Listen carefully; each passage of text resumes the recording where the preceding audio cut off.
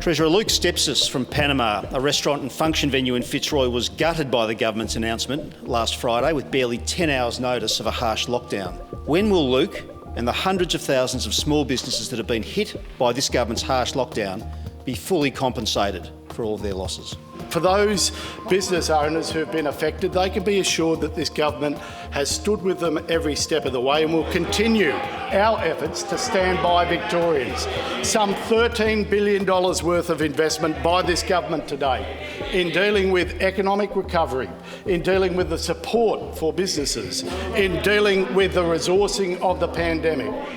I rise to make a contribution as the lead speaker for the opposition on the Spent Convictions Bill 2020.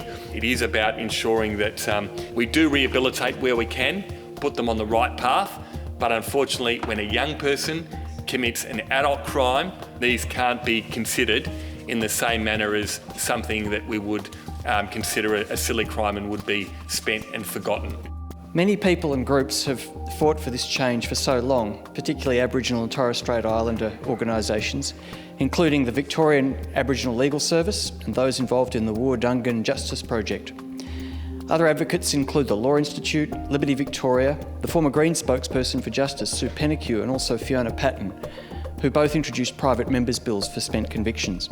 Acting Speaker, minor historic convictions should not represent a barrier to, for example, a job, something that can so significantly change a person's life trajectory and prevent reoffending. We know that police record checks are often required as a precondition to employment, but also are increasingly required when applying for things like housing, for education, or for a variety of other opportunities that actually allow people to be full contributing members of our community and society, which is precisely what we want. I rise today to speak on the occasion of the anniversary of the apology to the stolen generations.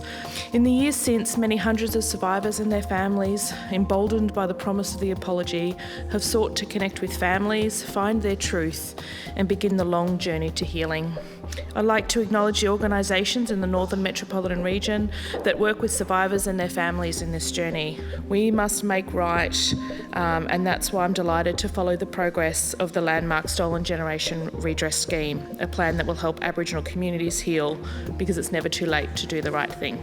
Recently published research led by the Murdoch Children's Research Institute has detailed major barriers that Australian children and their parents face when seeking help for common mental health conditions. The last year has seen a massive uptake in telehealth services. I hope we see further extensions in how we utilise telehealth, including exploring how it can be utilised in schools, where it is particularly difficult in regional areas for children to access these services. Speaker, on the 28th of October 2018, the Premier stood up at the Men's Shed in Kyneton and spoke a truth that for far too many Victorians already knew too well. Our mental health system is broken. It was on that day that we pledged to hold a Royal Commission into Victoria's mental health system, established within the government's first 100 days of its second term. 1 in 2 people will experience mental illness in their lifetime. This is not a niche issue. This is a problem we all face in our lives. And this is exactly why we cannot just deliver this report as part of business as usual parliamentary activity, or even worse, table it out of session. It's due so much more than that. We owe it to every Victorian who so bravely shared their story. We must do this moment justice.